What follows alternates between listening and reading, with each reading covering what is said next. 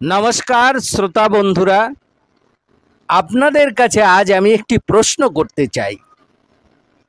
এই যে এত অর্থ সম্পদ যার পিছনে আমরা দিন রাত ছুটে বেড়াই, যে স্ত্রী পুত্র কন্যা আত্মীয় স্বজন যাদের এত নিজের মনে করি, আর এই দেহ যার জন্য কত কিছু করি, কত ভালো ভালো পোশাকে সাজাই, কত ভালো ভালো খাওয়াই, কত রূপ চর্চা করি, এর কোনোটাই কি মৃত্যুর পরে আমাদের সঙ্গে যাবে?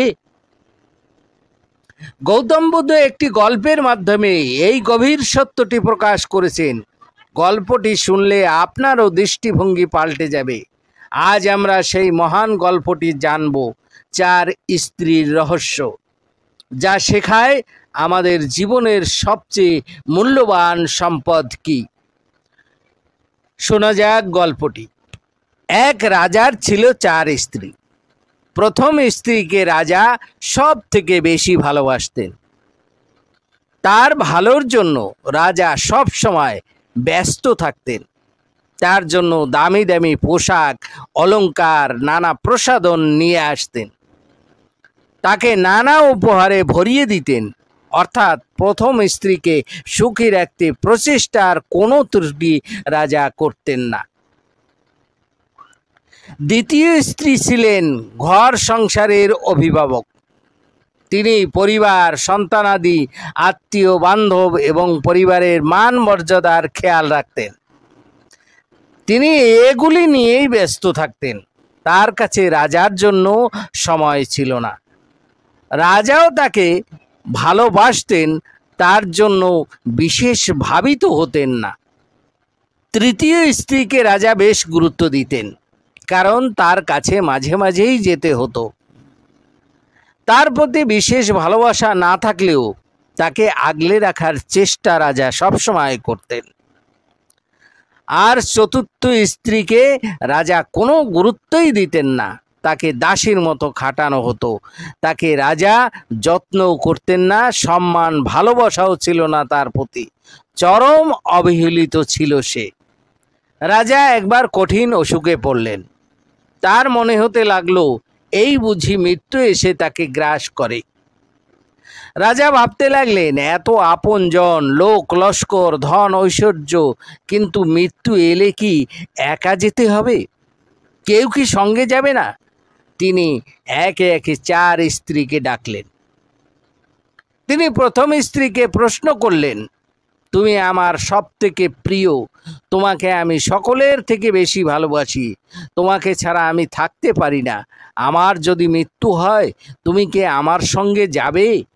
তুমি কি আমার মৃত্যুপথের সঙ্গী হবে? প্রথম স্ত্রী শুনে কেঁদে ফেললেন। কিছু সময় পর চোখ মুছে বললেন, তুমি একই কথা বলছো? আমি তোমাকে খুব ভালোবাসি, কিন্তু মৃত্যুর পর তোমার সঙ্গে যেতে পারবো না। রাজা চুপ হয়ে গেলেন। আর কোনো কথা না বলে তাকে চলে যাওয়ার ইশারা করলেন। এবার দ্বিতীয় স্ত্রী এলেন।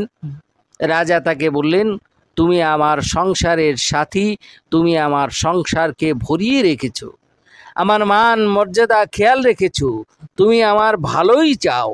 আচ্ছা, আমার যদি মৃত্যু হয়, তুমি কি আমার সঙ্গে যাবে? তুমি কি আমার মৃত্যুপথের সঙ্গী হবে? দ্বিতীয় স্ত্রী উত্তর দিলেন, মহারাজ, আমি পুত্র কন্যা আত্মীয় পরিজন নিয়ে এত ব্যস্ত, আমি আপনার মৃত্যুপথের সঙ্গী হতে পারবো না।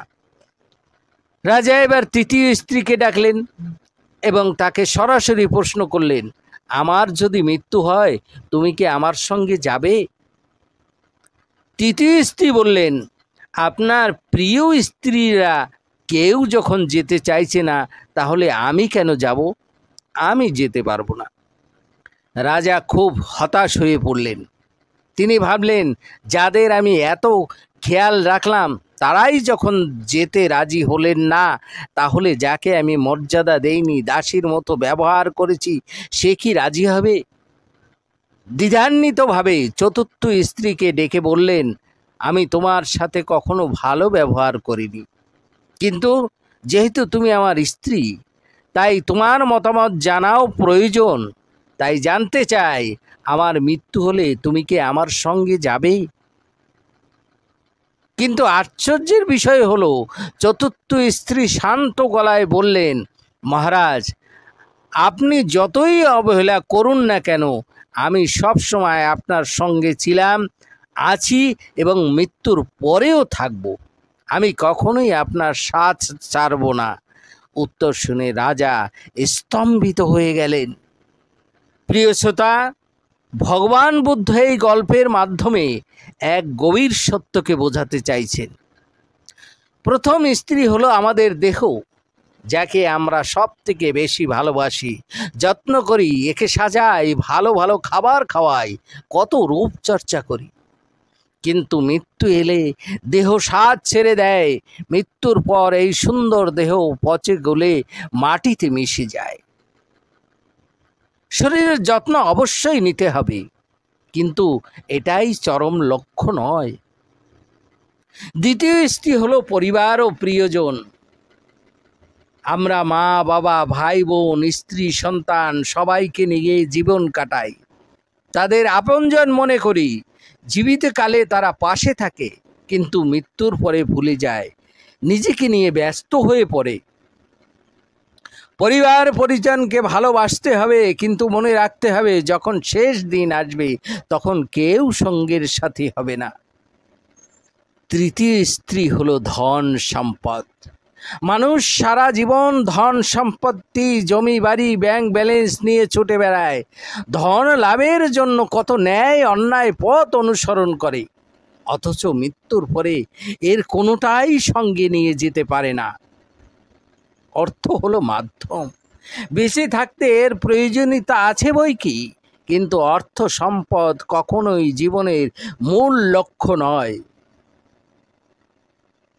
চতুর্থ স্ত্রী হলো আমাদের কর্ম। কর্মই নির্ধারণ করে আমাদের জীবন কেমন হবে। জীবনের সুখ দুঃখ, শান্তি, খ্যাতি অখ্যাতি সবই নির্ভর করে কর্মের উপর। আর এই কর্মের প্রতি আমরা যত্নবান হই না। কর্ম যেমন করবেন, ফল তেমনই পাবেন। আপনার কর্মের মাধ্যমে যে খ্যাতি অখ্যাতি অর্জন করেছেন, যে পাপ পুণ্য অর্জন করেছেন, মৃত্যুর পরেও সেই কর্মই আপনার সঙ্গে থাকবে।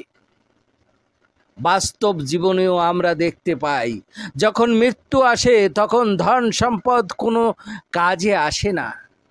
যদি টাকার জোরে কাউকে বাঁচিয়ে রাখা যেত, তাহলে ধনী ব্যক্তিদের মৃত্যু হতো না।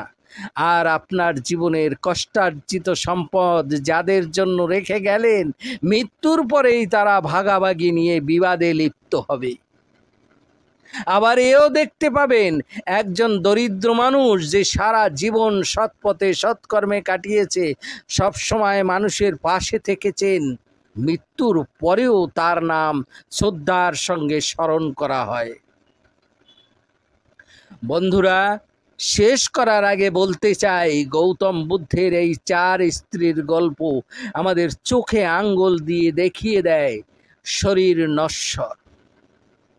এ একদিন সাথ ছেড়ে যাবে, মিশে যাবে মাটির সাথে। পরিবার পরিজন সাথে থাকবে মৃত্যুর আগে পর্যন্ত। আজকাল তো দেখা যায়, যে পুত্রকন্যার জন্য জীবন পাত করলেন, বৃদ্ধ বয়সে মা বাবাকে পাঠিয়ে দেয় বৃদ্ধাশ্রমে। অর্থ সম্পদ দিয়ে জরা ব্যাধি থেকে মুক্তি পাওয়া যায় না। টাকা দিয়ে সুখ শান্তি কেনা যায় না। টাকা দিয়ে ভালো বিছানা কিনতে পারবেন, কিন্তু ঘুম কিনতে পারবেন না। কিন্তু একমাত্র সৎকর্ম দিয়ে পারেন মনের প্রশান্তি লাভ করতে। অভাব থাকলেও জীবন আনন্দময় থাকে। আর এই জগতে যে কর্ম করবেন, মৃত্যুর পরেও তার ফল সঙ্গে থাকবে। তাই সকলকে বলবো, দেহের যত্ন নিন, পরিবারের খেয়াল রাখুন, অর্থ সম্পদ অবশ্যই সংগ্রহ করুন, কিন্তু এই সব কিছু করতে গিয়ে যে কর্মের মধ্য দিয়ে যেতে হবে তাকে অবহেলা করবেন না। সৎ কর্মই সৎ জীবন, সেই আসল সম্পদ, আপনার চিরসঙ্গী। গীতায় একই কথা বলা হয়েছে, কর্মণ্যেবাধিকারস্তে মা ফলেষু কদাচন, কর্মেই তোমার আসল অধিকার।